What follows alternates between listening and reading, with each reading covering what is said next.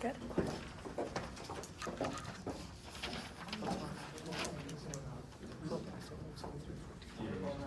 Yeah.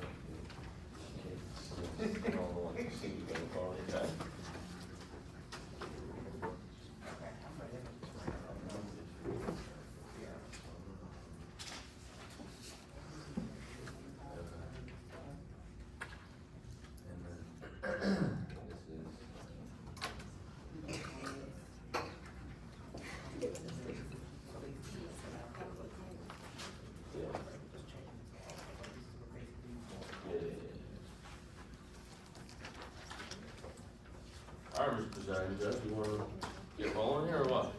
You guys all ready? All right. Yes, Your Honor. Permission to make appearances? Absolutely. Good morning, Your Honor. My name is Samia Sinha, and I'm joined by my co-counsel Lauren Irby Good morning, Your Honors. and Lauren Mullen. Good morning, Your Honors. And today, we present the plaintiff, Shannon Shahid, in today's case. Good morning, Your Honors. Now, the plaintiff has a few pretrial matters to attend to. Would Your Honor like to hear appearances from the defense first? Yes, okay, you guys. Good morning, Your Honor. My name is Evan Rolt, and today I'm joined by Ava Cunningham Good morning, Your Honor. and Carson LaFema. Good morning, Your Honor. And today we represent the defense. Joining us at the defense table is the defendant, Ms. Taylor Hobson, Good morning, Your Honors. who the defense moves to designate as our party representative. Your Honor, the plaintiff has prepared a bench book containing legal documents such as complaint, answer, special instructions, stipulations, Millen's rules of evidence, and case law. Included is also the gender pronoun form. Permission for my co-counsel to approach and tender to the bench? You may approach.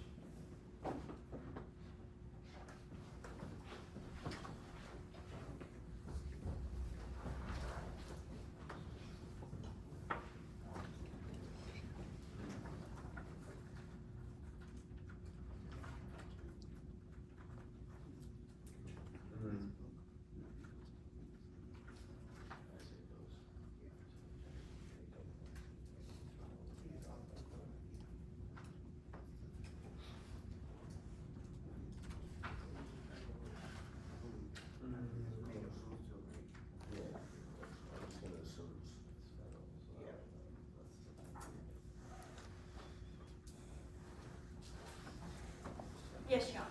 First, we'd like to ask your preferences on moving about the well, approaching opposing counsel, witness, and the bench in turn. Would you like us to ask permission or let the record reflect? You may move about the well as you please. You don't have to ask permission every time. Yes, Your Honor. Furthermore, if in the event an objection is sustained, should we assume it's stricken or should we make a motion to strike? You can, yeah, you can assume. Your Honor, can we assume that the objections are held outside the earshot of the jury? Yes. Your Honor, next the plaintiff would like to invoke Rule 603 and 615, the constructive swearing in and sequestration of all witnesses, barring party representative. And the plaintiff would like to designate our party representative as Mr. Shannon Shahid in today's case. We'd like to direct your attention to the orange tab in stipulations, specifically to stipulation 6.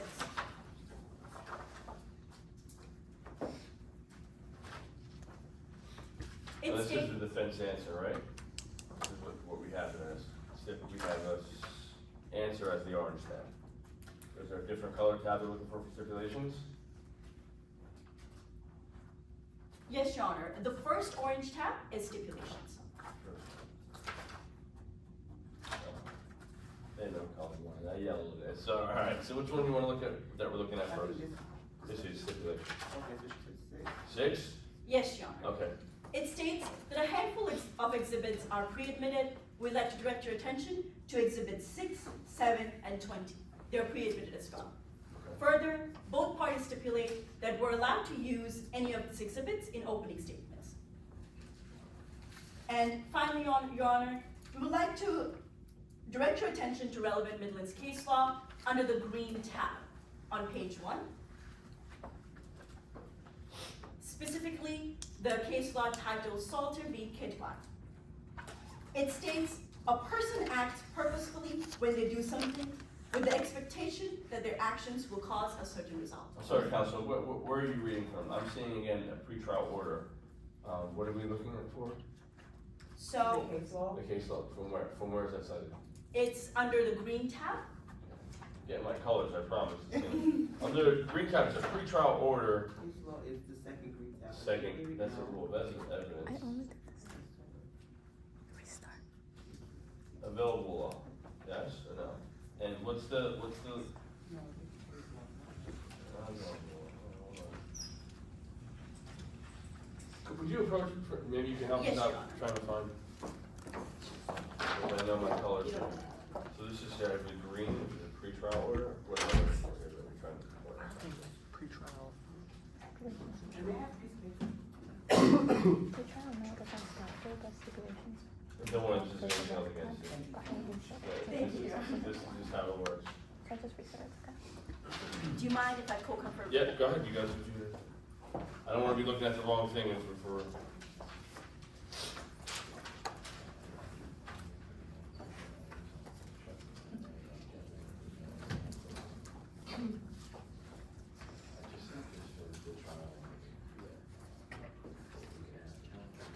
Your Honor, Yeah. if it would be easy, we have it here as well. I don't know if it matters. Let's see, you know, it's the same booklet?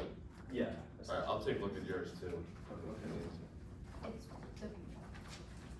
Alright, I'm just gonna, I wanna make sure you guys are you know, that you both have the same things. Yeah, you're just pointing to them differently. Yes, Your Honor. It's under the pink tab. Okay, that one is called Case law. case law, and yours would be, I'm just assuming. Ours is this one. Is the orange, is the case law, okay. Probably just. And you each only have one of these, right? So I'm not gonna hold on to this, I assume, if you need it. But we. Yeah, we have 2, so. Alright, I'm gonna hold on to this. If you guys at any point just stop the proceeding and say I need it back, it's not a big deal at all. Alright, that way we both have it and we can go. Alright, so we'll restart with what you were discussing regarding available case law. And I forget the case we talked about already, so. Yes, If you can restart and go ahead.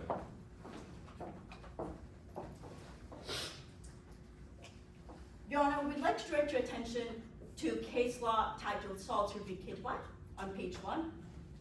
It states that a person acts purposefully when they do something with the expectation that their actions will cause a certain result. And with that, the plaintiff is ready to proceed to opening arguments. Did you have any, Yes, Your Honor. At this time, the defense would like to tender a character evidence form to the bench. May my co-counsel approach and tender? This form serves as a notice of intent by the defense that we will be attacking the truthfulness and credibility of the plaintiff's witnesses in today's case, pursuant to Rule 608A. Both sides have previously agreed to this document. It's just crossed, essentially. Yes, Your Honor. And you've seen this? Yes, Your Honor. Okay. Alright, that's fine. All right, and with that, the defense is ready to proceed. Okay, when you guys are ready.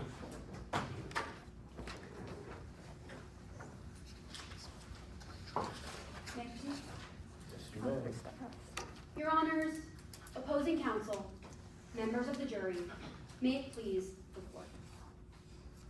It's the early hours of the morning on April 25th, 2024, and the passengers aboard the Midway Marina Express are awoken to the sound of screams and chaos as Mr. Avery Bancroft's body is discovered. But who is Avery Bancroft? Well, today you'll hear that he was well known in the Midlands community. He headed one of the largest business conglomerates in the area and owned many properties. But you'll also hear that he was a father to Taylor Hobson, the defendant in today's case. Now, you'll also hear that Mr. Bancroft appeared to be chipping away at the respect that the Bancroft name once elicited and the fortune that came along with it. Now, the way to solve this? Simple. The defendant had to find a way to put themselves at the helm of Bancroft Estates and take charge of the Bancroft legacy. Members of the jury, as the plaintiff in today's case, we have a burden to prove to you that the defendant was a culpable actor in their father's death by a preponderance of the evidence. This burden simply means ever so slightly more likely than not. Imagine a scale, the weight of a feather tipping one side. That is the burden in today's case. So if by the end of today's proceedings, you feel the weight of that feather pressing upon your conscience, that Taylor Hobson purposefully caused the death of Avery Bancroft, you must find them liable. Now, as we proceed through today's case, we're asking you to look at the potassium, the pendant, and the payout. And to assist us in satisfying our burden and showing you the connection between the potassium, the pendant, and the payout, we're going to call 3 witnesses. The first of which will be Mr. Bancroft's own personal assistant. He's going to tell you that the defendant had advanced and in-depth knowledge of Mr. Bancroft's chronic kidney disease. He will also tell you that despite all of his material wealth, Mr. Bancroft's prized possession was a simple pendant, gifted to him by the defendant's own mother. A pendant he felt found so dear that he was never seen without it, except the morning that his body was discovered. The second witness is a board-certified physician, an expert in her field, and she'll explain to you what CKD is and how it affected Mr. Bancroft. And lastly, you will hear from a photojournalist from the Blitz News Network. And she will tell you that she found a bottle of potassium in the defendant's own cabin, that the defendant was aware of a rumor that they were going to get cut out of their father's will. And she will also tell you that at the end of this trip, the defendant approached her looking to buy photographs. And with them was a pendant that she had never seen with the defendant before. Members of the jury, the evidence that we will present to you today proves that the defendant was a culpable actor in the death of their father. Which is why today, during closing arguments, my co-counsel, Lauren Irby, will come before you and reestablish the path between the potassium, the pendant, and the payout, and demonstrate to you how they lead directly from the defendant to Mr. Bancroft's dead body. Thank you, Your Honors.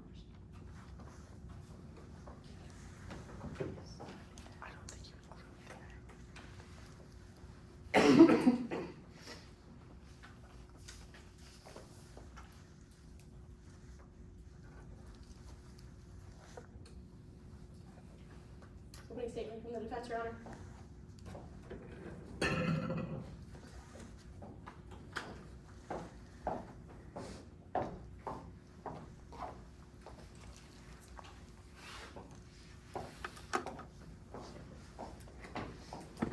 Everybody. Good morning, Your Honor, opposing counsel, members of the jury, may it please the court. Now, the plaintiff just came before you and they told you a story.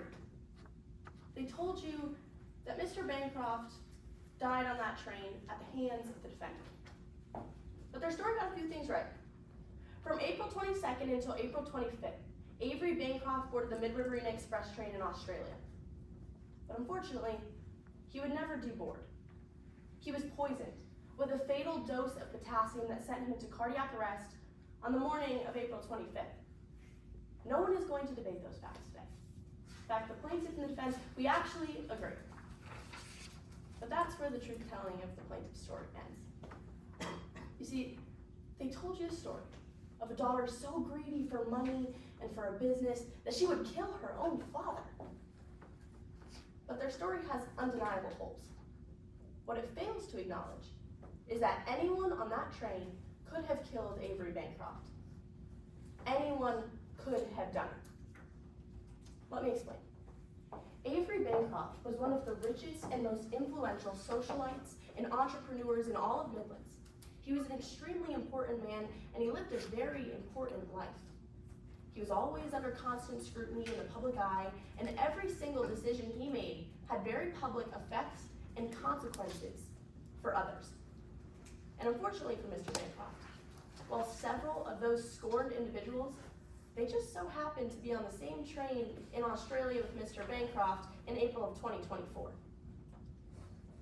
Members of the jury, today you're going to hear that every single passenger in the platinum section of the train with Mr. Bancroft not only had the same means and opportunity as Taylor Hobson, but had an even stronger motive to kill, because anyone could have done it. But most importantly, Taylor Hobson could not have done it. I'd like to introduce you to Ms. Hobson. Ms. Hobson is a hardworking woman who watched for years as her father's business failed and hemorrhaged money. So she boarded the Mid-Riverine Express, hoping to save his business, hoping to reason with him and reconcile their rocky relationship. And she's going to tell you all of that today. But what she's also going to tell you is that after the passing of her late mother, she would never do anything to lose her last living parent. But Ms. Hobson's half-sibling, Shannon Shahid, the plaintiff in today's case, well, he didn't quite feel the same. The last time Mr. Shahid saw Mr. Bancroft, he told him, "The next time I see your face will be at your funeral." Next, you're going to hear from Dana Haskins, a licensed psychologist, who's going to explain that Ms. Hobson in no way fits the psychological profile of a killer. But she's going to tell you about a different passenger aboard the train, a firefighter, who had quite a quarrel with Mr. Bancroft, blaming him for the death of his friends. Maybe the train ride was his way to get even. And then finally, you're going to hear from Ms. Kelly Dukes, who's going to tell you about yet another passenger, Mr. Bancroft's personal assistant, who also had a reason to kill. But Ms. Dukes is going to tell you that Ms. Hobson's complicated relationship with her father was in no way a reason for her to kill Mr. Bancroft. We're here today because the plaintiff has a burden. They have to prove by a preponderance of the evidence that Ms. Hobson played a role in the death of her father. And if they're successful, she'll be ineligible to receive any of his inheritance. And every last bit of it goes to Mr. Shahid. But they're going to fail to do so today. The defense is here without a burden. Instead, we're here to show you the underlying motives and eyewitness testimony that the plaintiff would have you ignore. We're here to show you that anyone could have done it. This lawsuit is nothing but a greedy cash grab by a plaintiff Shahid who wants more of this inheritance than he was ever going to get. 5%, members of the jury, just $15 million he was going to receive. But if Shahid and his counsel can convince you of their lies today, he gets a $400 million payday. The plaintiff's story may seem easy, and it may seem convenient, but it's just not right. The truth is, Mr. Bancroft made a threat to remove Taylor Hobson from his will. But for years, Mr. Bancroft had made the same threat to Taylor over and over again, and every time it had been unsubstantiated. And this time was no different, and Miss Hobson, she knew that. But it's not a coincidence that the one and only time that Mr. Bancroft was trapped on a train with other individuals with a motive to kill, he died. The truth is, anyone could have done it. So at the end of today's trial, my co-counsel, Carson LaFemina, is going to come before you and ask you to find a verdict of not liable. Thank you.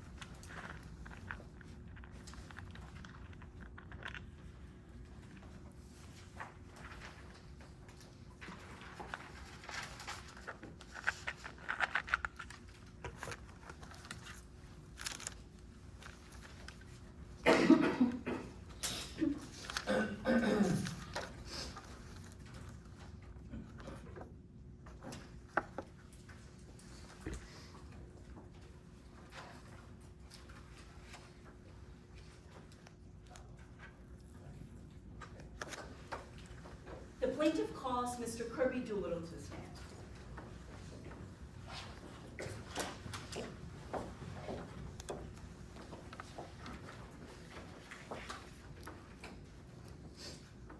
Permission to proceed? Good morning. Can you please state your name, spelling the last for the record? My name is Kirby Doolittle. Doolittle is spelled Doolittle. Mr. Doolittle, what do you do for a living? Right now, I'm a freelance window shopper. But prior to that, I was Avery Bancroft's personal assistant, and I worked for Bancroft Estates up until May 2nd, when I was fired by Taylor Hobson. Mr. Doolittle, why are you here today? Well, I was on the train from the 22nd to the 25th when Avery unfortunately passed away. I want to take a step back. Who is Mr. Bancroft? Well, Avery was a billionaire. He was very rich. He had a lot of money, but he was also an eccentric guy. He made a lot of enemies. But beneath the surface, he had a soft spot. There was this pendant that he had that belonged to someone that he used to love that passed away. Would you recognize that pendant if shown to you today? I would. Your Honor, I'm approaching opposing counsel with what has been marked as Exhibit 17. Would Your Honor like to approach a copy? Permission to approach the witness?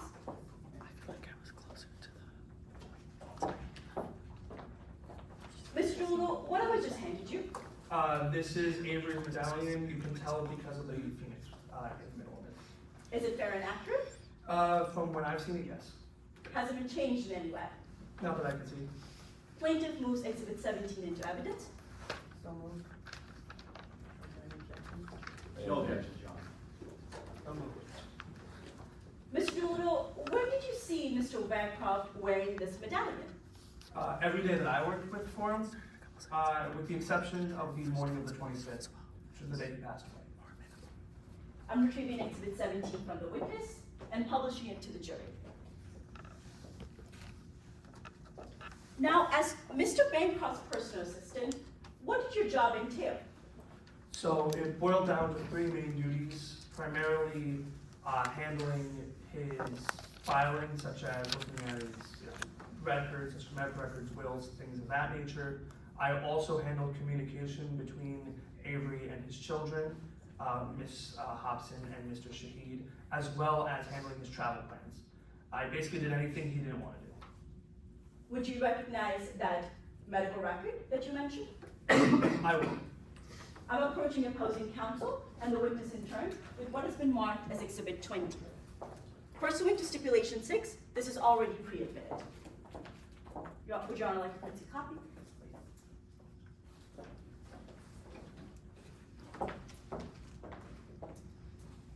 Mr. Doolittle, what have I just handed you? This is Avery Bancroft's October 9th medical record. This was the follow-up about his chronic kidney disease. And what can you tell us about this medical record? Well, it tells you that excessive potassium could be fatal for Avery. And there's a bit about this being a follow-up and other tests that were done on Avery. Was anyone else in that meeting? Yeah, right here you see it says Taylor. That was Miss Hobson. She was in the room the whole time and even asked a very important question to me. She asked if excessive potassium would be fatal for someone with normal kidneys. I was concerned when I first saw this medical record. Thank you, Mr. Doolittle. I'm retrieving Exhibit 20 from the witness and publishing it to the jury. Mr. Doolittle, how are you familiar with the defendant, Ms. Hobson? Well, I've had the fortune of hearing a lot of her arguments with her father. Taylor and Avery would go at it a lot. It kept persisting even when we got on the train, which was supposed to be a little vacation. What do you mean by on the train? So on the 22nd, the first day of the train ride, Taylor and Avery got into a screaming match. Avery went back to sleep, and when Taylor was walking past me, was muttering something under her breath. And what did you hear the defendant mutter? People pay for their choices. Now, you mentioned reviewing various documents. Would you recognize Mr. Bancroft's will and schedule of assets if shown to you today? I would. Those two were particularly annoying to file. I wasn't sure where to put it under, like family matters, insurance, stuff like that. Your Honor, I'm approaching opposing counsel with what has been marked as Exhibits 6 and 7. Pursuant to Stipulation 6, both of these are pre-admitted. Would Your Honor like courtesy copies? Yes, please.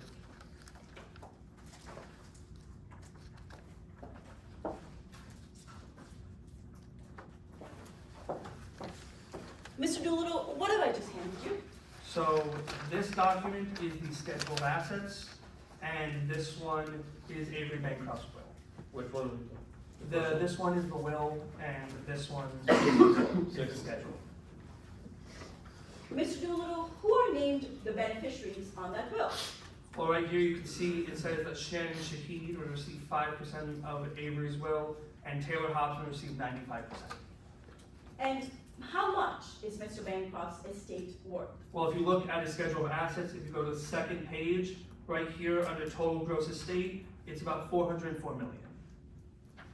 Thank you, Mr. Doolittle. I'm retrieving Exhibits 6 and 7 from the witness and publishing it to the jury. Now, I want to talk about the last day, April 24th. What happened during dinner that night? Well, Avery was telling me that he had planned to leave the train early. Immediately after saying that, someone dropped a glass and people were staring, so I went to go clean it up. While I was cleaning it up, Taylor was whispering something to their significant other, Kelly. What did you hear the defendant whisper? He can't leave early, it'll ruin everything. Mr. Doolittle, what happened after dinner that night? Well, after dinner, I got to work on a last-minute assignment that Avery had given me that morning. I finished it at 4 a.m., so I went to go hand it in. And did you get to speak to Mr. Bancroft? Well, when I knocked on the door, there wasn't a response, so I asked Avery. Then I did get a response. I got a quick go away. Did you recognize that voice? No, that voice wasn't Avery. I should have known at that time that something was wrong, that something was going on. I should have opened that door. I should have seen what was happening. Mr. Doolittle, did you ever go back to Mr. Bancroft's cabin again? Yeah. An hour later, around 5 a.m., I opened the door. I saw Avery on the ground, unconscious. I immediately screamed for help. I needed to get someone to help him. He was in trouble. Did anyone hear those screams? Yeah, when I got into the hallway, doctor on board, Dr. Edmond, came with me back to the cabin and started performing CPR. I didn't even notice that the crowd was forming around us. Did you notice anything particular about Mr. Bancroft? Avery was like a father to me, so seeing him on the ground, lying there, not moving, so still, I was shocked. There was something off about him. I noticed his pendant was missing, and I didn't want to see him like that. Mr. Doolittle, I know this is very hard to talk about, but was it this pendant? Yeah, that was the pendant that was missing. What happened when you returned back to Midlands? So when I got back to Midlands, I was called into a meeting by Ms. Hobson. She asked to meet with me on the 2nd. I thought she was going to give me time to grieve, give everyone at the company some time off. Well, she did give me time off. She told me I was fired. And what did the defendant say when they fired you? Get out of my way. I've done too much now to lose. Thank you, Mr. Doolittle. I have no further questions, Your Honor.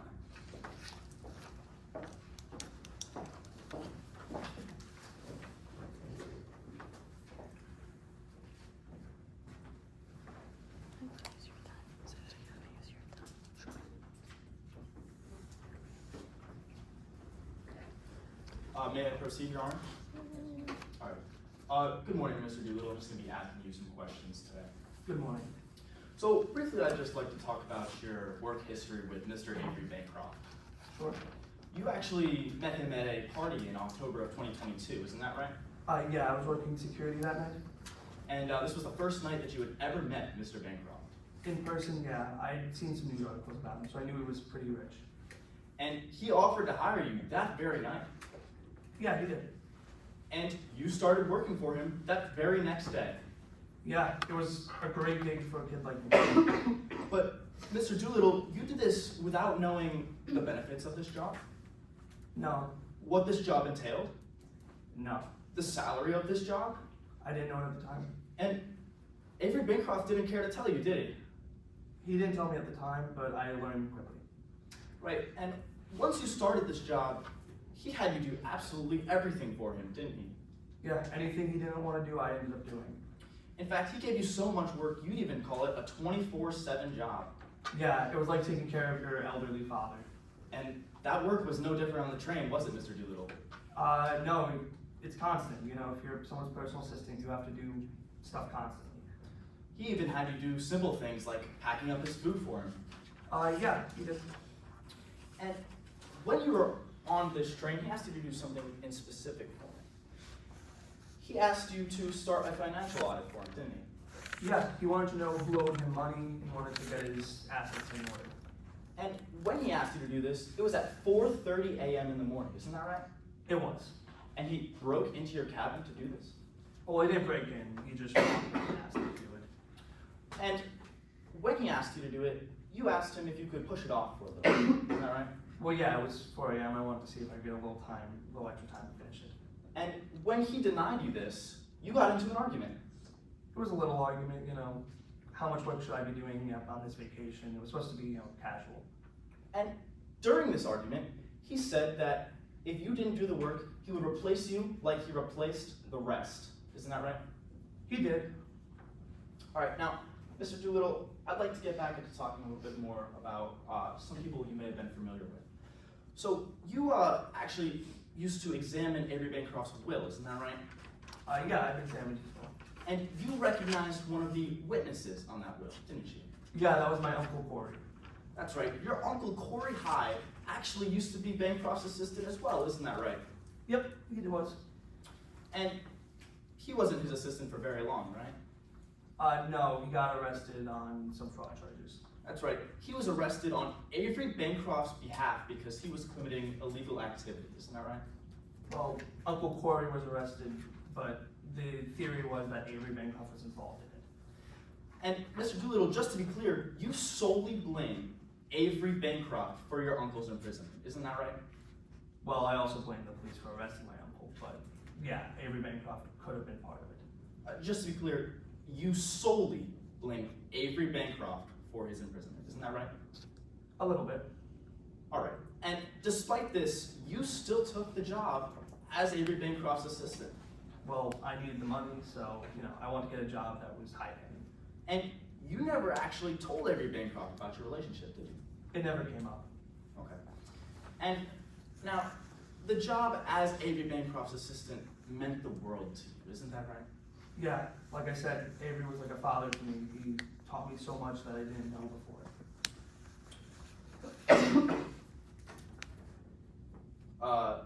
Excuse me, could you please repeat that? Like I said, Avery was like a father to me, and he taught me a lot of things I didn't know how to do prior to what was power. And when Taylor Hobson fired you, it crushed you, didn't it? Yeah, I was, expecting to get a new position. I was gonna probably be Taylor's assistant, and instead I was told to stay out of her way. She'd done too much now to lose, and then just told me to leave. And you hope that today you can maybe rectify his death by testifying against Taylor Hobson, isn't that right? No, I want whatever happened to come out. I want to know why Avery isn't here today. I'd like to be clear, Mr. Doolittle. You even say that you hope maybe you could repay Avery Bancroft through your testimony here today. Isn't that correct? Yeah, I hope to repay him through what I know and telling people what happened on the train. All right, so I'd like to talk to you a bit about a day on the Mid-River Union Express that you had. It was actually the second day of the trip, April 23rd. Yeah. You woke up at about 6:30 a.m., isn't that right? Yeah, I was waking up early, staying up late. And you woke up to the scent of alcohol, isn't that right? I did. And when you smelled this scent of alcohol, you wandered into some other passengers who were drinking. Yeah, there was a couple people drinking early in the morning. And you decided to indulge in some yourself. Well, yeah, it's a vacation. I want to let loose a little. But Mr. Doolittle, you didn't have just one Bloody Mary, did you? No, I drink a lot. In fact, you drank so much, you couldn't tell us how many you had, isn't that right? No, the 23rd was a bit of a blur. And to be clear, this was at 6:30 a.m. in the morning. It was. For a time span of about 90 minutes. Maybe? And you'd admit that after this, you were very buzzed, isn't that right? Yeah, I was buzzed. So buzzed, in fact, that you stumbled getting out of your chair? Yeah, I did. All right, Mr. Doolittle, when you were working for Avery Bancroft, just to go back a step, you were in charge of looking at his medical records, isn't that right? Yeah. I had to file all these documents, so I looked at a lot of documents. And you knew that CKD could be potentially, lethal to Mr. Bancroft? Yeah, like I said, when I first read it, I thought that chronic kidney disease, this disease that Avery had, would have also affected me, like someone with healthy kidneys. So, I need to know a little bit more about it, but I didn't know exactly what it meant, just that excessive potassium might have been fatal. And Mr. Doolittle, you managed Avery Bancroft's diet? Yeah, Avery had me take potassium out of his diet while I was working with him. All right, so I'd just like to quickly address something that you mentioned on direct examination. Okay. You stated a quote that Taylor Hobson said he can't leave early until it'll ruin everything.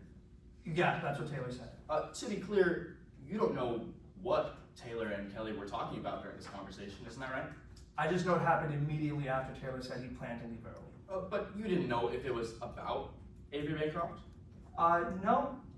Okay. And now, Mr. Doolittle, on the night of April 25th, you were in your cabin, correct? The night of the 25th? I'm sorry, the night of the 24th into the morning of the 25th. You were in your cabin, correct? Yeah, I was doing work on that assignment. And you didn't see anyone, did you? While I was in my cabin, no. And no one saw you? No, I was in my cabin. So you cannot corroborate anyone's whereabouts at that time? No, I can't. And no one can corroborate your whereabouts at that time? Well, people saw me go to sleep. Okay, thank you, no further questions. Your Honor, I just asked that I be able to construct the demonstrative outside of purview of the jury. I missed my cue to do that, I apologize, during the cross-examination. Any objections? You can see the words if you like. Yes, sure. So let the record reflect that I'm adding the words Kirby Doolittle and blames Bancroft for their uncle's incarceration to the demonstrative. All right.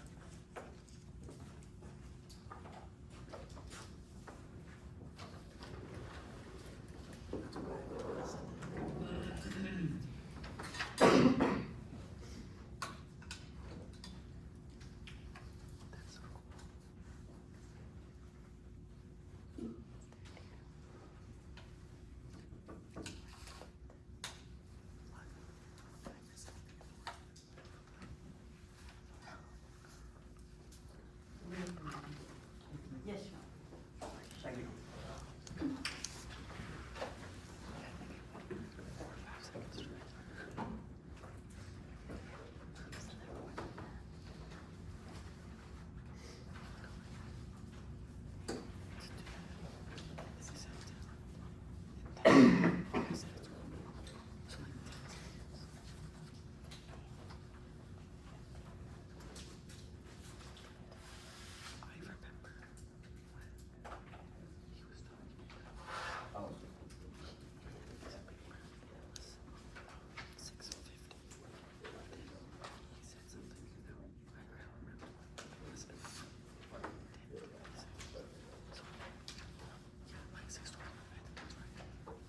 You guys can do that.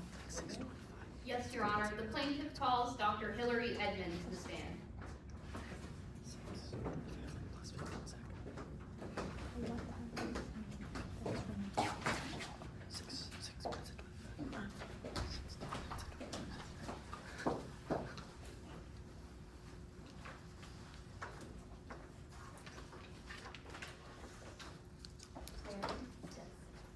Please state your name, spelling your last for the record. My name is Hillary Edmond. That's Edmund. What do you do for a living? I'm a physician and I'm a physician. Can you tell us us more about your educational background? Of course. So I received my degree in biochemistry from Colorado College. I then went on to medical school where I did a 3-year internship, a 2-year residency. I received my medical license and finally became board certified. And can you tell us more about your professional background? So I have a lot of experience testifying in court as an expert witness. I also love mountaineering. So for over 20 years, I've been volunteering in the Himalayas, treating countless patients with heart and kidney issues. I've also written a publication on how the heart and kidney work together as a unit. And why are you here today, Dr. Edmond? I was on the train when Mr. Bancroft passed. I tried saving him, but unfortunately he didn't make it. But then I was then hired to perform a medical analysis on his death and this case. I want to start with what you saw on the train. Were you familiar with Mr. Bancroft? Yes, he was a passenger on the train. I had a conversation with him. And are you familiar with the defendant? Yes, they were another passenger on the train. I had a couple of run-ins with them. Can you tell us about one of those interactions? So on April 23rd, I saw Taylor in a craft store, Shears Tools and Crafts. And what was the defendant doing? Well, she was holding on to this bottle. It had a banana on it, and she was asking the employee if they had anything stronger in the back. What happened next? Well, the employee suggested that they go to another store, but Taylor snapped and said that'll take too long. I was then shown a bottle that resembled what Taylor was holding. Would you recognize that bottle if I showed it to you today? Yes, I would. I'm approaching opposing counsel and the witness with Exhibit 40.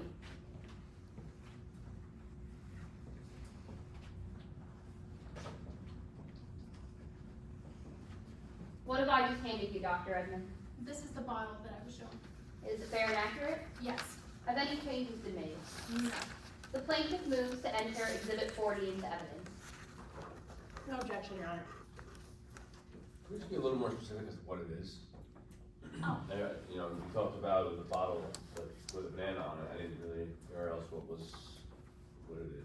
So maybe ask her. Yeah. What have I just handed you, Dr. Edmond? Well, this resembles the bottle that Taylor was holding. It says it's a potassium supplement and that it includes 200% of the recommended daily value. And the plaintiff moves to enter Exhibit 40 into evidence. Any objection? No objection, Your Honor. So moved. What happened next? Well, all I remember was Taylor was, well, I went back on the train and I saw Taylor running into the direction of the store again. I'm approaching the witness and retrieving Exhibit 40 and publishing to the jury. Do you have any other interactions with the defendant? Yes. On the 24th, after dinner, I overheard a very loud argument coming from one of the cabins. I immediately recognized it as Bancroft and Taylor. Taylor was going on Objection, about- Your Honor, to Rule 901, authentication. Not enough foundation has been laid that this witness would be able to identify the voice as Mr. Bancroft and Taylor Hobson from down the hall. She didn't see the individuals. She just said that she immediately recognized. More foundation needs to be laid onto the record for her to be able to testify about the opinion of a voice. Your Honor, the witness has already stated that they are familiar with Mr. Bancroft and the defendant, and that they had seen the defendant in a prior conversation and had interactions with them. And according to Rule 901B5, we have to disprove that this witness could be able to recognize their voice in another situation by a preponderance of the evidence. If I may respond on those grounds, Your Honor. Just because the witness is familiar with Mr. Bancroft doesn't mean that she knows what Mr. Bancroft's voice sounds like. So foundation for Mr. Bancroft's voice has not been elicited onto the record. Now, the only other interaction to establish that she knew the sound of the voice of Ms. Taylor Hobson was one line that she heard from afar at a craft store one time. She was not familiar with the defendant in any way other than this. This is not enough for her to be able to testify about the opinion of a voice from down the hall. I believe more foundation needs to be laid about further interactions, and especially foundation about how she knows Mr. Bancroft's voice, especially. None of that has been laid onto the record. I'm gonna overrule the objection for right now. I believe that you will elicit more information with regards to Yeah. how to be able to, the witness knows the voice was of the individual she's speaking about, so for now, I'm gonna overrule them. Yes, Your Honor. Yes, Your Honor. Did you get a chance to answer your question? Yeah, so I immediately recognized it as Bancroft and Taylor, and Taylor was arguing over some money, a will. I was about to walk away, but then I heard Taylor say something to her father that I'll just never forget. What did the defendant say? Well, Taylor called Mr. Bancroft a cold-hearted old man on death's door. No, I want to move on to talk about your medical analysis. Did you use a method? Yes, I used the CAT, or the CAT method. And can you break down the steps of this method? So C is for collect, where I collect all of the relevant information. A is for analysis, where I use that information to just review it and analyze it. And finally, T is for the takeaway, where I gather everything I use to come to my expert conclusion. This is the golden standard in my field. And were all the materials that you reviewed sufficient to come to your conclusion? Yes, they were. I want to start with the first part of your method, C, for collect. Can you tell us some of the information that you used? I used a couple of things. Mr. Bancroft's medical report, his autopsy, and his death certificate, as long as a conversation that I had with Mr. Bancroft about his condition and medication. And would you recognize that medical record if I showed it to you? Yes, I would. I'm approaching the witness with what has been pre-admitted as Exhibit 20.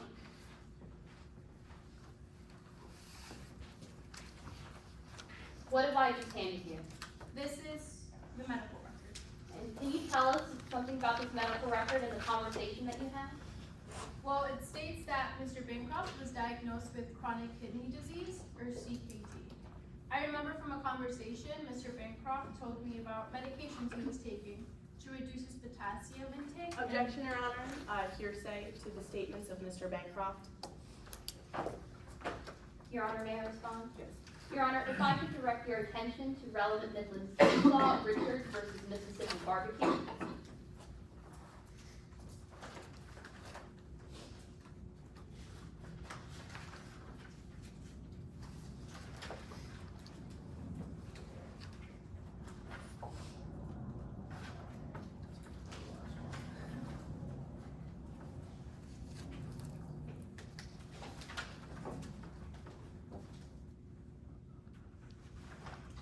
It's on page 8, Your Honor. States that experts are allowed to use what would otherwise be inadmissible hearsay as long as it helps them come to their expert conclusion. This witness stated some of the materials that they used were the information that Mr. Bancroft relayed about his condition, as well as in the medical record, which confirmed the disease that he had. And she used all of this to come to her medical conclusions on the death of Mr. Bancroft, which included the disease that he had. If I may respond on those grounds, Your Honor. No conclusion has yet been elicited onto the record, so we don't know that this information is directly pertinent to that conclusion. Furthermore, I am waiting for a conclusion to be elicited so that I may object 702 improper expert opinion. This expert lacks the knowledge about chronic kidney disease and other kidney-related medical issues. Now, she testified on direct that she was specialized in pulmonary medicine, the respiratory system in the lungs. This in no way gives her the knowledge or educational background to testify to the specifics of a kidney disease. Furthermore, none of her education was also in any sort of renal or cardiac issues. So she doesn't have the foundation laid to testify about such conclusions, and therefore this also cannot go to that conclusion because it cannot be elicited in the first place. So I think it's two different objections, Correct. right? So let's start with the first one. And hold on one second.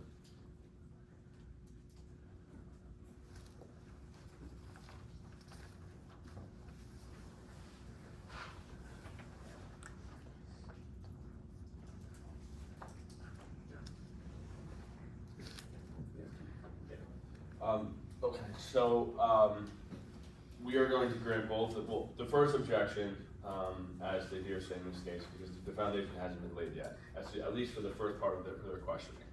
So if you want to ask some more questions for the witness to to work on that part, and then see if that is Yes, Your Honor. okay for council, and then, if you wanna make another objection to the second part, when they're done later, you can. Yes, Your Honor. Your Honor, just for clarity, which part or which objection is So- the motion? So the very first objection that council made is sustained. Yes, Your Honor. So if you would like to still go ahead and ask the witness questions to help, I'm not gonna give you legal advice, to help you basically qualify this witness with respect to what you were initially talking about, you can do so. Yes, Your Honor. Dr. Edmond, can you tell us more about your professional background? So I have a couple of certifications in emergency and also internal medicine, which would include kidneys and the heart. Do you have experience working with the kidneys in your treatment? Yes, like I said, I volunteered for over 20 years in the Himalayas, treating a bunch of patients with those issues. And can you tell us anything else about your information or your knowledge towards kidneys? Yeah, so I wrote an article on how the heart and kidney work together as a unit. And Dr. Edmond, what were your conclusions in this case? Well, I concluded that Mr. Bancroft passed from a potassium induced. Objection, Your Honor. To 702 improper expert opinion. Per your previous ruling, you sustained that not enough qualifications about her expertise in cardiac and renal issues was laid onto the record. Now, when counsel attempted to lay more foundation, they just elicited information that had already been laid onto the record, which you already ruled was not sufficient enough for her to come to such conclusions. Therefore, I would ask that either they lay more foundation or this conclusion not be elicited onto the record at all. Is there a CV for this doctor? I assume no. Yes, Your Honor. Permission for the CV of Dr. Hillary Edmond to be tendered? Yeah, we would need to see that, and if you can incorporate that into the testimony, that'll probably help things move along a little bit. Yes, Your Honor. Yes, Your Honor.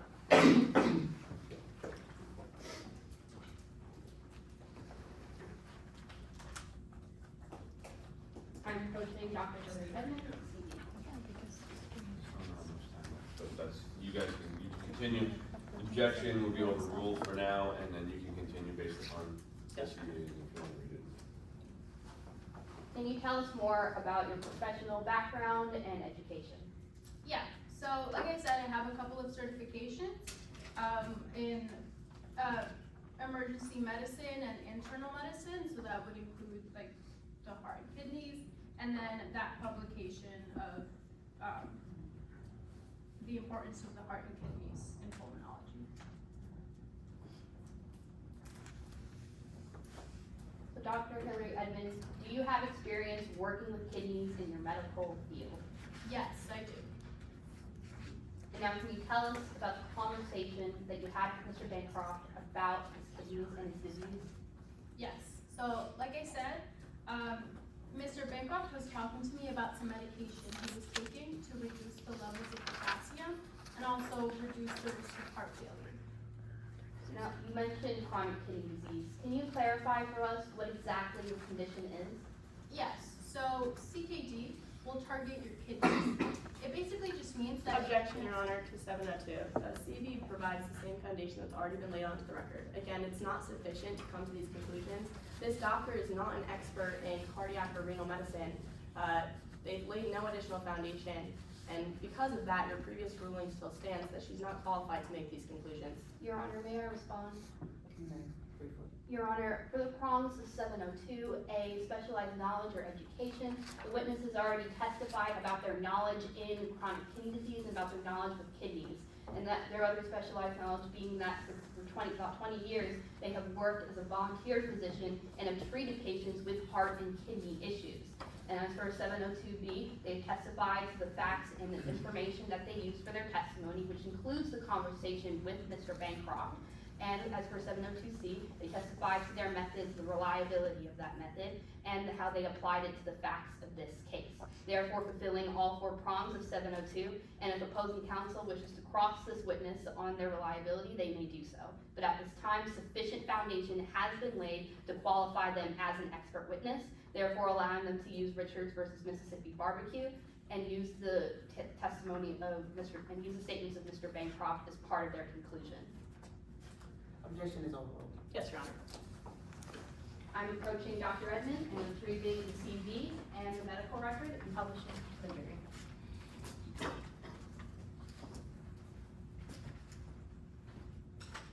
Did you answer your question? Yeah, so CKD will target your kidneys. Basically, you just can't filter out toxins like potassium from your bloodstream. So somebody with CKD, well, if they ingest too much potassium, it could be fatal, and in worst cases, lead to cardiac arrest. I want to talk about April 25th. Can you walk us through what happened that morning? The morning of the 25th, I woke up to screams. I ran towards where they were coming from, and I saw Mr. Bancroft laying on the ground unconscious. So I immediately began performing CPR. What happened next? While I was checking Mr. Bancroft's pulse, I noticed he had ligature marks around his neck, and the pendant that I saw in a previous conversation, it was gone. And would you recognize that pendant if I showed it to you? Yes, I would. I'm approaching the witness with what has been previously admitted as Exhibit 17. What have I just handed you, Dr. Edmond? This is Mr. Bancroft's pendant. And what can you tell us about it? Well, like I said, on the morning of the 25th, it was just gone. I mean, I never saw him take it off. I don't know where it went that morning. I'm approaching the witness and retrieving Exhibit 17 and publishing to the jury. You said earlier you also reviewed an autopsy report. Would you recognize that if I showed it to you? Yes, I would. I'm approaching opposing counsel and the witness with Exhibit 19A. Would your honors like a courtesy copy? Yes.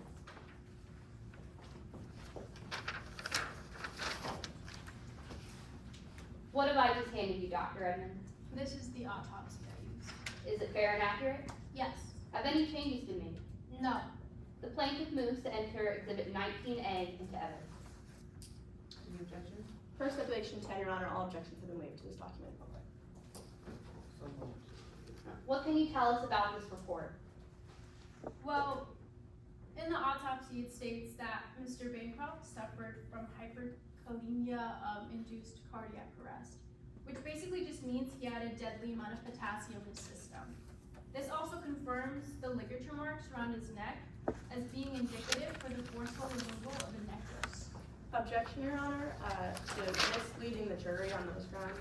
While this is entered into evidence, this witness has no knowledge about why that information might be indicative of any marks being left around the neck. This is not that witness's area of expertise. I ask that if that information is listed onto record, that it be done so by someone with knowledge of how those marks would indicate such a thing.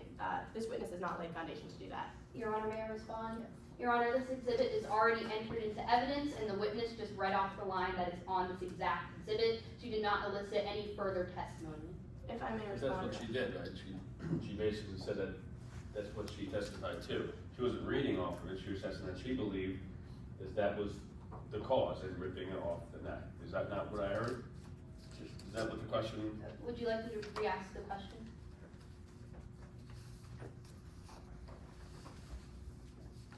If we had a court report, we could read it back, but we can't.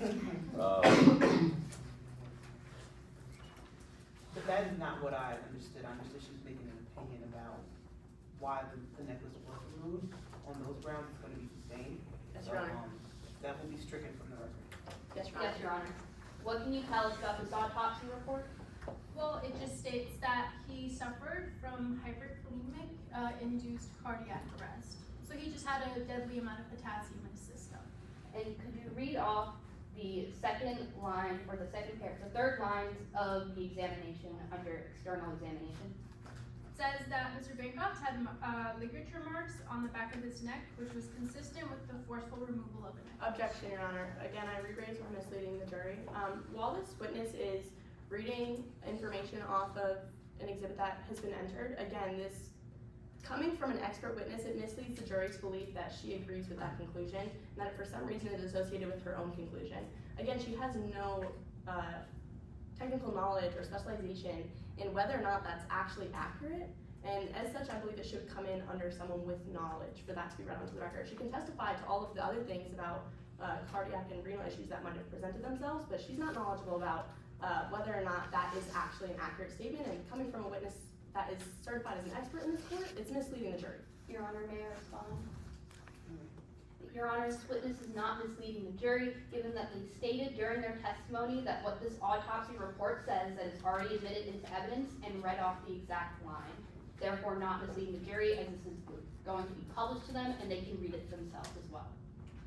Overruling the objection. Yes, Your Honor. I'm approaching the witness and retrieving 19A and publishing to the jury. Finally, Dr. Edmond, what were your conclusions in this case? Well, I can conclude that Mr. Bancroft passed from a potassium-induced heart attack, and because the body doesn't produce such high levels of potassium, it's likely that it must have been ingested. Thank you, Dr. Edmond. Your Honor, I have no further questions at this time.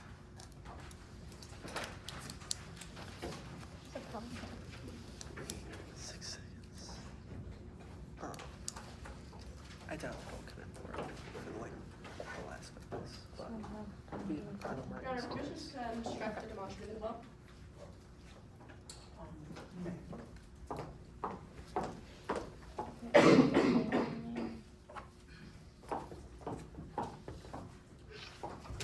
Remaining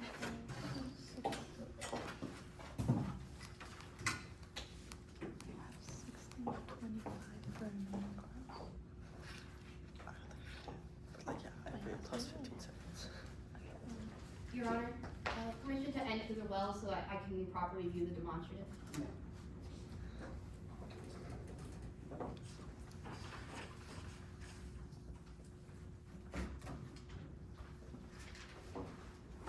May I begin? Hi, Dr. Edmond. I'm just going to be asking you a few questions today. I want to start about your familiarity with Mr. Bancroft. Now, you knew Mr. Bancroft before you stepped foot on the train, isn't that right? Yes, I did. You knew him from your time living back in Midlands with him, correct? Yes, he was well known. Not only was he well known, you had a personal interaction with him when your husband ran for a political office, isn't that right? Yes, my husband is running for Midland Supreme Court. Right, and his opponent was funded by a massive super PAC, which Mr. Bancroft was funding, isn't that correct? Yes, Mr. Bancroft was funding that. And Mr. Bancroft funded numerous ads attacking your husband's credibility throughout the campaign, isn't that right? Yes, he did, but he later apologized for that. You would call it a one-sided mudslinging campaign, wouldn't you? Again, at the time, yes, I would. I mean, you would even characterize it as a bloodbath. Objection, Your Honor, to Rule 403, more prejudicial than probative. That line of questioning is just being used to inflame the passions of the jury. If I may respond, Your Honor. More prejudicial than probative is a relevance objection. For something to be more prejudicial than it is probative, it has to be substantially more prejudicial than the probative value. The probative value here is that she has a bias against Mr. Bancroft, one that might have been a motive to kill him on this train. He damaged the reputation of her spouse, and if I may profit, he did a bit more than that also directly impacted her and her private medical practice. Was this response elicited from a previous deposition or testimony or statement by the witness? Yes, Your Honor, she created it in her affidavit for today. And this is cross. Overruled. Yes, Your Honor. Dr. Edmond, you would call this a bloodbath of a campaign, wouldn't you? Yes, I did say that. And as a result of these ads, your husband lost his Midland Supreme Court position, isn't that right? Yes, he didn't win the race. But not just that, he fully dropped out of public life as a result, correct? Yes, that's true. He was more depressed than you've ever seen him throughout your time knowing him, isn't that right? Yes. And his reputation was severely damaged as a result of this, wasn't it? Yes, you know, the campaign ads, they didn't paint him in a good light, so the reputation took a hit. I just want to be clear, you solely blame Bancroft and Mr. Sullivan, the political opponent, for the pain your spouse experienced, isn't that right? Yes, I did say that initially, but then Mr. Bancroft apologized and I accepted the apology. Well, just to be clear, you still believe that you solely blame Bancroft for the pain your spouse experienced at that time, isn't that right? Yes. But your husband wasn't the only one impacted by Mr. Bancroft's actions. your medical practice was also impacted as a result of those ad campaigns, isn't that right? Yes, that's true. Well, he alleged that you had tax discrepancies, isn't that correct? Yes, the tax discrepancies led to a investigation, but I didn't do it, it wasn't my intention. I pleaded guilty to the charges and everything was resolved. Well, you didn't do it, but the IRS found you guilty of tax discrepancies, didn't they? Like I said, it wasn't my intention to do so. You see, I'm a doctor, not an accountant. It slipped my mind. I guess I didn't. Regardless of whether or not it was intentional, the IRS did find you guilty for tax evasion, isn't that correct? Yes, but I paid it off and everything's settled after. Yes, Dr. Edmond, but that wasn't the end of it. Your clients started to drop out of your practice as a result of this, isn't that right? Yes, as a result. And your reputation was also damaged? Yes, you could say so. And after 12 years of owning your medical practice, you had to close it down because of these ad campaigns, isn't that right? Yes, that's true. And again, Mr. Bancroft was solely responsible for that, wasn't he? Yes, but I just want to make it clear that when he apologized, he said that he wasn't personally running the campaign, it was all Sullivan. But you attributed those ad campaigns to Mr. Bancroft because he was funding it, yes or no? Yes, but again, No he further- apologized. My apologies. Your Honor, let the record reflect that I'm adding the word Hillary Edmond, blames Bancroft for losing medical practice and ending Klaus's career to the mushroom. Now, Dr. Edmond, you also became familiar with the defendant, Ms. Hobson, while you were on the train, isn't that correct? Yes, I did. You hadn't known her previously? No, I met her the first time. But when you met her, you realized that she was Mr. Bancroft's daughter, didn't you? Yes, I did. And without knowing anything else, your opinion of Ms. Hobson was immediately soured as well, wasn't it? Yes, but this was all before the apology that I accepted. But I want to be very clear. Your opinion of Ms. Hobson was immediately soured just because of her connection to Mr. Bancroft and his ad campaign, isn't that right? Yes, because I guess she was his daughter, but again, before the apology. Sure, Ms. Edmond. Now, I want to talk a little bit about some of your knowledge for the conclusions you made today. To be clear, you specialize in pulmonary medicine, isn't that right? Yes, but I have a lot of certificates in internal medicine. Like I said, I did volunteer and I have knowledge of internal medicine, which would include the heart and kidney. Dr. Edmond, to be clear, you don't have any certifications in renal medicine or medicine of the kidneys, correct? No, but I have a certification in internal medicine. I'm just asking you specifically. You don't have any certifications about anything of, is that correct? And you also don't have any certifications on specifically cardiac medicine either, do you? I don't, but again, internal medicine. But that's a yes to my question, that you don't have any certifications about cardiac or renal medicine, yes or no? Yeah. Okay. Now, I want to talk a little bit more. You've never been in an actually professionally hired capacity to treat renal or cardiac patients, isn't that correct? Could you explain?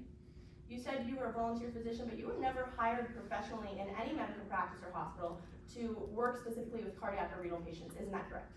No, but I volunteered for it, so I did treat the patients. So that's a yes to my question. You've never been hired in any professional capacity to work with cardiac or renal patients. I was never hired, but I still did the job. Sure. So that's a yes to my question? Yes. All right. I want to present you with some of the evidence you talked about, given your experience.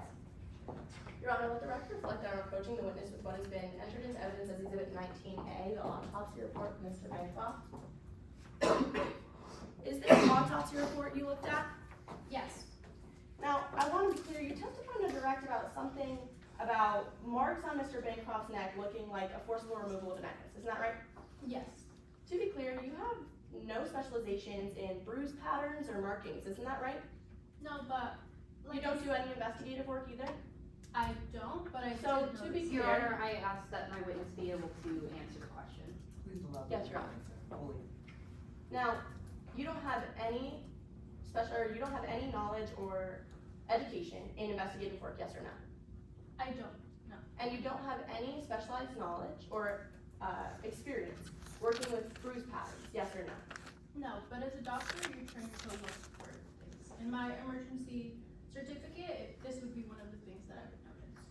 So it's your testimony today that internal medicine includes looking at specific bruise patterns and the cause of them?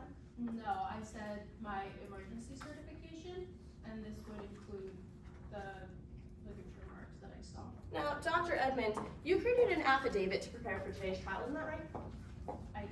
And you were told to include any information relevant to your medical conclusions in this case, isn't that right? I'll rephrase. I'm sorry, my question was, you were told to include any relevant information about the conclusions you made in today's case, isn't that correct? Yes. Your Honor, let the record reflect that I'm approaching opposing counsel with the affidavit and report of Dr. Hillary Edmond. No, excuse me, approaching the witness, Your Honor. Dr. Edmond, is that your affidavit and report that you created for today? Do we have it? I can get you a copy, Your Honor.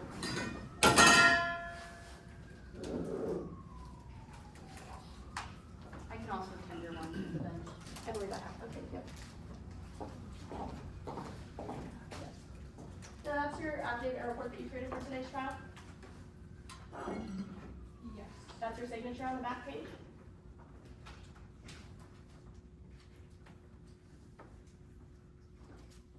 Yes. And again, you were told that you had up until this morning to add or edit or revise any information that you found relevant to your testimony here today, isn't that correct? Yes. Now, can you point to me anywhere in there where you explain that the relevance of any sort of bruising patterns on Mr. Bancroft's neck, or the fact that your internal medicine or emergency medicine certifications relate to that conclusion?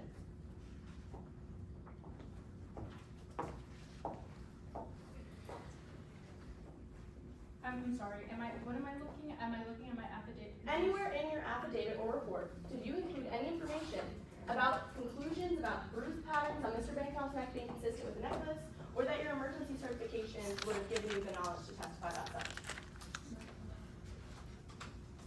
No, I didn't explicitly state that.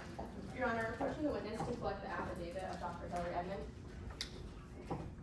So just to be clear, Dr. Edmond, you created a conclusion today about bruise patterns, but you didn't find it relevant enough to put in your affidavit or expert report. Is that correct? I did not conclude about the ligature marks. So that's a yes to my question. Yes. Objection, Your Honor, to improper impeachment. The witness has not testified to their own exact conclusion on the ligature marks. As we ruled earlier, the witness only read off what was already on the admitted autopsy report that the jury can also see. May I respond, Your Honor? The witness found it relevant enough to mention such information today in accompaniment of her conclusions in this case. If it wasn't relevant, they wouldn't have been read off to the record, but she included it as part of her expert testimony. I was simply asking her whether or not it was relevant enough to mention in her affidavit and report, to which she told me no. That's an inherent contradiction. So you did rule on the objection earlier. Yes, Your Honor. With regards to Anna, and rightfully so. So I'm not really sure why we're bringing it up now. I understand what you're trying to state. However, the objection is going to be sustained. Yeah, Yes, and I think we've covered it all. I mean, she testified what she testified to, she read off the report, the autopsy report, and that's, I don't think there's any objection beside that. Yes, Your Honor. Now, I also want to be clear, you didn't create this autopsy report yourself, did you? No, I used the chief medical examiner did it. Now, it says that Mr. Bancroft died of elevated potassium levels, but it doesn't say what that specific source of potassium was, does it? No, it just says that he was severely hyperkalemic. Your Honor, let the record reflect that I'm approaching the witness what has been entered into evidence as Exhibit 20, or Mr. Bancroft's medical record. This is Mr. Bancroft's medical record, isn't that right? Yes. Now, nowhere on this does it state what, any symptoms that Mr. Bancroft might have been experiencing? No, but this was from 2022. Right, 2022. It doesn't state what stage of CKD he might have been experiencing. No, but once I was able to contact Dr. Bernhardt, they informed me that Mr. Bancroft was on a trip, so he was keeping up with his medical conditions with other doctors. So that's a yes to my question, that it doesn't state what the initial stage of the CKD was at that time. At this time in 2022, no. And it also doesn't state how much potassium Mr. Bancroft would need to ingest in order for him to experience a fatal reaction. Is that correct? Yes, the medical record doesn't show anything like that. Your Honor, let the record reflect that I am approaching this Exhibit 20. Now, you couldn't obtain any other medical records of Mr. Bancroft after this appointment, could you? I'm sorry, what appointment? After this appointment from 2022, you couldn't obtain any other associated medical conditions of Mr. Bancroft. Is that correct? Yes, but I stated in my medical report that Mr. Bancroft, again, he was on a worldwide trip or something, so it was kind of hard to find any other. So that's a yes to my question. You have no other medical records of Mr. Bancroft since 2022? Yes, I do. And, Your Honor, permission to approach and collect Exhibit 40? Unfortunately, Your Honor. I just want to talk to you about this potassium bottle. You claim that you saw Miss Hobson with it at a store, is that correct? Yes, I said it looked like a banana was on it. Right, your only identifier to relate what Miss Hobson had with that was the banana shape, correct? Yes. And you never saw her purchase it? No, she quickly put it back on the shelf. You never saw her leave the store with it? No, but I did see her running towards the direction of the store. Running towards the direction of the store. You never saw her with it after that either, did you? I did. You never saw her with it on the train? I don't know what happened after. Your Honor, let the record reflect that I'm approaching with Exhibit 40. Dr. Edmond, I just want to ask you about the morning of April 25th. You were in the cabin between 3 and 3:30 a.m., correct? Yes. That was the time of ingestion that Mr. Bancroft would have ingested potassium, correct? Yes, I narrowed it down to that window. Let the record reflect that information from the corresponding demonstrative. And did you speak with anyone during that time? During 3 to 3:30 a.m. on the 25th? No, I was sleeping. Right, you were sleeping, you weren't with anybody? No, I was just in my cabin. And nobody can confirm your whereabouts at that time either? I mean, I was sleeping, so no. No further questions, Your Honor.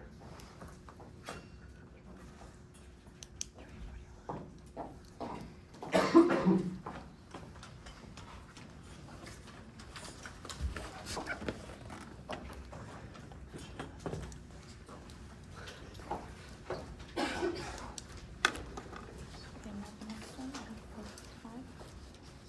Oh yeah, you agreed on this one, right? Yeah. Yeah, that's right, I don't mind.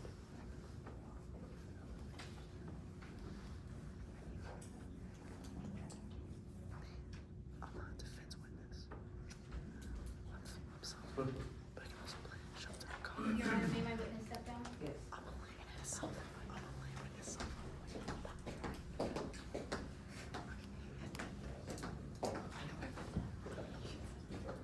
Yes. I'll give you a better. Spout off nonsense. Your Honor, plaintiff calls Carly Kim to the stand. I have 5 minutes. 5.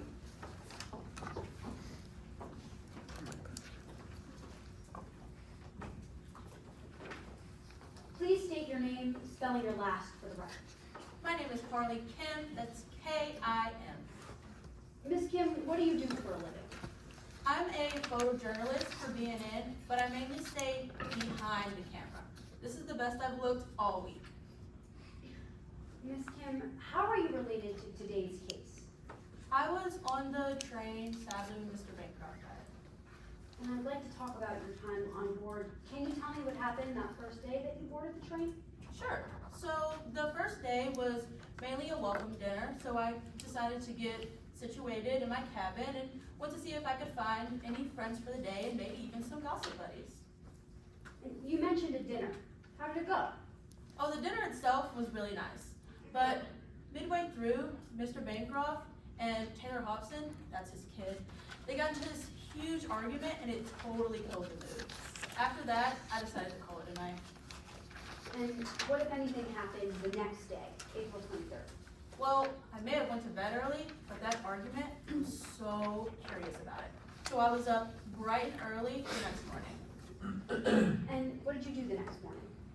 Well, I was just in the breakfast, waiting for breakfast, and I ran into Kirby Doolittle, that's Mr. Bancroft's personal assistant.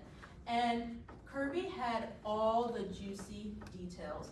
Kirby was telling me about how Mr. Bancroft was gonna cut not one, but both of his children out of the will. If that doesn't tell you. Hearsay. Your Honor, pursuant to relevant Midlands case law, Chambers v. By the Book Publishing, we're not using this statement for its truth value. We don't care whether it's true, rather just that the statement was in fact said. May I respond, Your Honor? Your Honor, opposing counsel is using it for the truth of the matter asserted. The entire contention of the plaintiff in today's case is saying that Taylor Hobson knew that they were going to be cut out of the will and thus subsequently took that action to kill Avery Bancroft. It's absolutely being used for the truth of the matter that Taylor would have known that they were being cut out of the will. So they are using it for the truth of the matter. Your Your Honor, it is not our contention in today's case solely that this rumor was what would have drove Taylor to potentially kill Mr. Bancroft. We're simply using this statement to show that Kirby Doolittle did in fact share this information with Ms. Kim, and she had knowledge of it at this time. May I respond, Your Honor? Yes, the case law they just brought up, the hearsay rule is only implicated where an out-of-court statement is being used for the truth of the matter asserted. There's no other purpose for this statement to come in. They haven't given it a reason, they haven't given a hearsay exception, they haven't given an effect on the listener or any sort. They're just bringing it in for the truth of the matter asserted that Taylor Hobson knew they were being cut out of the will. So it cannot be allowed. If I may respond. She didn't get there yet. So we're gonna put a pause on the decision whether to grant or deny the objection. So if you want to raise it again, if you don't like the way the line of questioning goes, you can re-raise it. So Yes, for now, I guess we'll deny it for now. So the statement's gonna come in, right? Yes. Just make, thank you. Yes, Your Honor. Now, can you tell me more about this conversation with Mr. Doolittle? Well, as I said, Kirby was telling me about how Bancroft was gonna cut both of his children out of the will. Super juicy going on in between this family. And did you ever get a chance to speak to the defendant on this trip? I did. After talking to Kirby, I decided that I wanted to ask Taylor about it. I'm a journalist at heart. There's always two sides to every story. And when I went to ask Taylor, her face completely dropped. She just said she didn't know what I was talking about and walked away. I thought Taylor would have been at least willing to tell me something. Objection, Your Honor.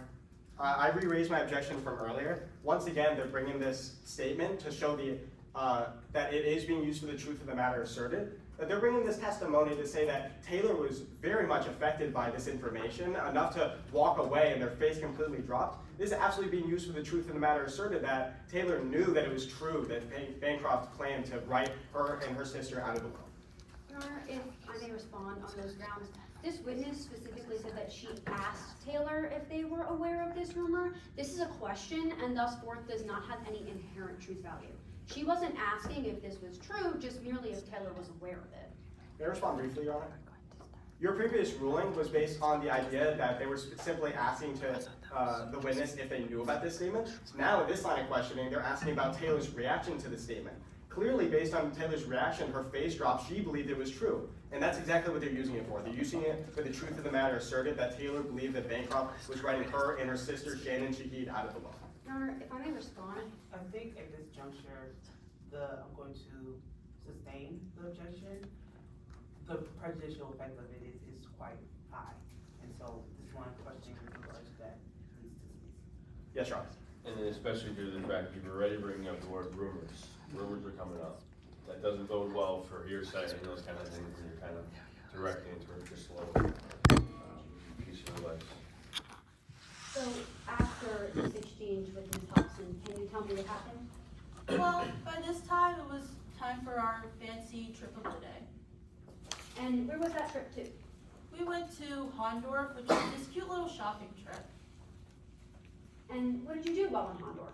Well, I stuck with Taylor and her partner Kelly, and I just mainly took some pictures. And did anything else happen while on this trip? Yes. So towards the end of the trip, everyone was headed back towards the train, and Taylor just said that they forgot something and immediately ran back. And I wanted to tag along. But let me tell you, these legs were not made for running. It's what the zoom feature on a camera's for.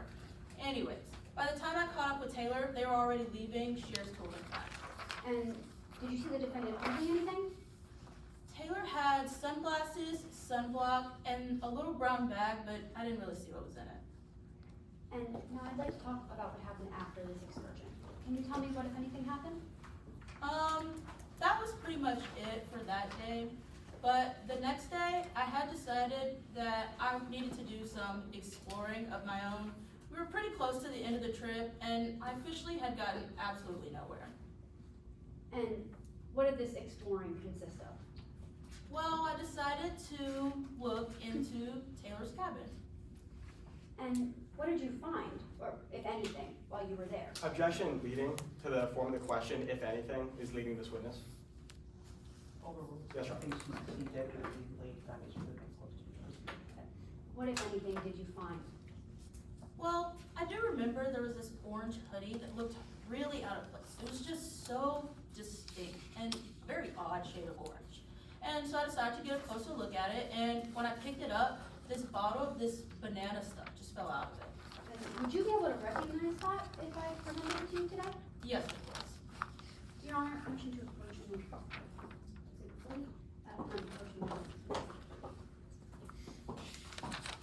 what have I just handed to you? That's the banana stuff I saw in Taylor's cabin. So, is it this bottle that fell out of the defendant's hoodie in the cabin? Yes. Thank you. I'm approaching witness. Ms. Kim, can you tell me about what happened on the morning of the 25th? Well, that morning, I woke up to screams and immediately grabbed my camera to go see what was going on. And what happened? Well, when I got there, Mr. Bancroft was laid on the ground, and there was someone doing CPR. And I raised my camera, prepared to catch the heroic acts of a doctor saving a life on this trip, but sadly, it didn't end that way. And Mr. Bancroft was actually dead. And Time. Thank you, Ms. Kim. Your Honor, no further questions.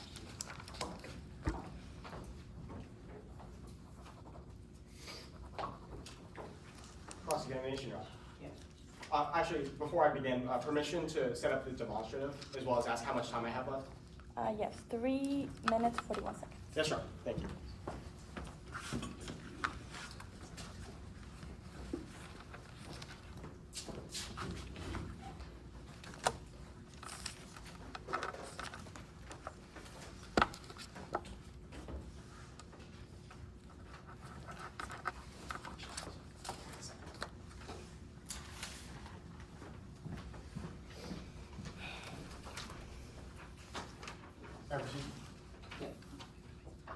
Ms. Kim, you have a younger sibling, named Lee, don't you? yes, this is my younger brother. Objection, Your Honor, to relevance. This witness's familiar relations and siblings has absolutely no bearing in today's case and does not make any fact in the case of Hobson v. Shahid any more or less likely. May I respond, Your Honor? Yes. First of all, this is my first question in this line of questioning. If I may proffer, this line of questioning is going towards this witness's sibling being drowning in debt from being in Bancroft's casino, and this witness is blaming of Avery Bancroft for them suffering from that debt. Ultimately, it goes to this witness's credibility and, in fact, bias by Avery Bancroft. Bias and credibility is always relevant, and the bar for relevance in Midlands is very low. Your Honor, if I may briefly respond on those grounds. The fact that it wasn't brought up on direct is I'm not sure if the rules of evidence here. Yeah, I don't know. Play with Yeah, that. I think it's a little early to be objecting to his first question. If it gets a little along those same lines, then yes, but if he's got a point to go after that, I think we can let it go. So we'll overrule that. Yes, Your Honor. You have a younger sibling named Lee, right? Yes, Lee's my younger brother. Excuse me. And your younger brother Lee is the only family you have, isn't that right? Sadly, yes. But unfortunately, Lee had a gambling problem, didn't he? Yes, yes. He racked up $200,000 gambling in the Black Bear Casino, isn't that right? Your Honor, I'd like to re-raise my relevance objection. The financial standing of Ms. Kim's brother has absolutely nothing to do with today's case and does not make any fact in the case of Hobson v. Shahid any more or less likely. There's fine, Your Honor. It's gonna be overruled. We need some more information to be able to make a determination of. Let's see. Yes. And now, because of all that debt, Lee has to live in his car, isn't that right? Yes. You would do anything for your brother, right? If I could, I definitely would. And you believe Avery Bancroft, the owner of Black Bear Casino, enabled these addictions, isn't that right? Yes. You personally blame Avery Bancroft for his death, right? Yes, I do. And Lee himself, he definitely has a problem. Let the record reflect that I am altering the demonstrative to say that Carter blames Bancroft for their siblings' $200,000 worth of debt. All right, Ms. Kim, I'd like to move on and talk about your career with the Blitz News Network. You've been demoted twice and you've been demoted once and rescheduled twice throughout your career, isn't that right? That is exactly why I stayed behind the camera. Objection, Your Honor, to relevance. the answer. Were you finished? Yes. And the last time you were moved in your position, you were sent to Alaska, isn't that right? Yes, I was. And you were actually sent to the Mid-Revere Express on an assignment from your boss, Chandler Michaels, isn't that right? Yes. Chandler Michaels sent you for an assignment to do a story on Avery Bancroft, isn't that right? I was just supposed to film for him, yes.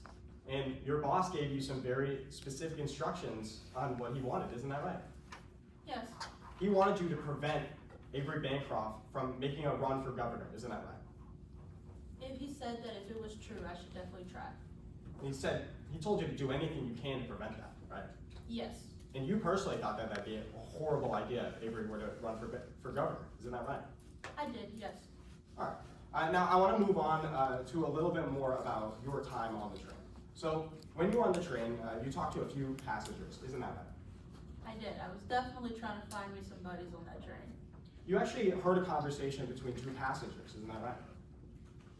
Could you clarify? Yeah, let me clarify. You heard a conversation between Dr. Hillary Edmond and, Dr. Hillary Edmond and Taylor Hobson. No, Dr. Hillary Edmond and Avery Bancroft, isn't that right? I did. You heard them talking about medical stuff. Yes. Bancroft mentioned something about potassium and his diet, but I figured, he's in the news a lot. I was probably find out some new fad diet. You heard that Avery Bancroft said he had to remove potassium from his diet. Yes. And they were talking so loud that everybody in that cabin could hear exactly what they were talking about. Well, I wouldn't know if everyone heard, but I did. You actually searched Taylor Hobson's cabin, right? A little exploring, yes. You testified about a banana potassium extract that you found in there, right? Yeah, it fell out of this orange hoodie while I was looking through Taylor's stuff. But you never saw Taylor Hobson holding that potassium extract ever, did you? It was in Taylor's room. You never saw, sorry, yes or no, you never saw her holding it, right? No, I did not. And then I just have a few more questions for you.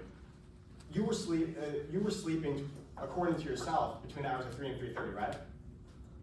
I would guess somewhere in that time. Time. Thank you, I have no further questions. Oh, I'm sorry.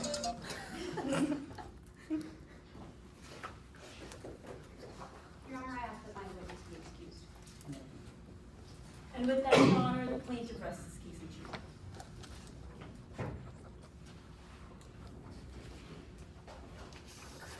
May I inquire as to how much time until all loss? There's currently 1 hour and 25 minutes until all loss. I think it would allow for a break in between the case in chiefs and in between the closings, I believe. Yeah, but you should have. How much time? So you have, 1 hour and 25 minutes left. So how much time is the break that you want to take? Do like 2 minutes maybe, just keep it really brief, just to err on the side of caution. well, the judge has to use the restroom, but I will be quick as possible. Defense has what, 3 witnesses? Yes. As well? David, do I Plus pause closings, it? we have how long, an hour and a half? Yeah.